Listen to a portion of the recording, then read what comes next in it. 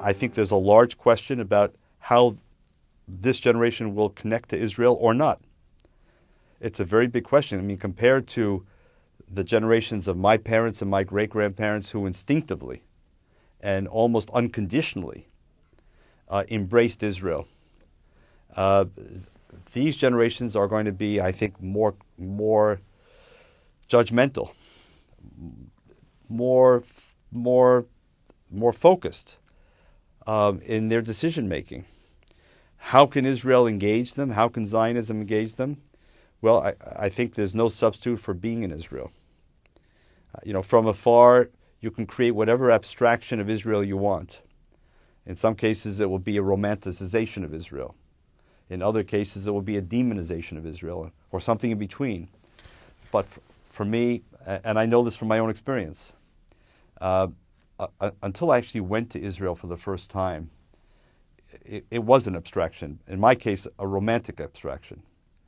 But I went to Israel, and even though it wasn't quite as romantic as I had visualized it, I connected immediately. I mean, so much so that over time I seriously considered making Aliyah. In 1973, I volunteered for the IDF during the Yom Kippur War. I joke that I helped win the war in 73 precisely because they rejected me for the army. Had they accepted me for the army, the outcome might have been different. But for the new generations, I'd like to think it's either going to be a self-education in the sense of connectivity, of community, or it's going to be a link to Israel's dynamism, this kind of entrepreneurial startup nation, this feisty nation that kind of defies all the odds, figures out things that other nations can't.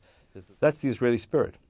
And that spirit should be infectious not just to earlier generations, but I'd hope to younger generations as well.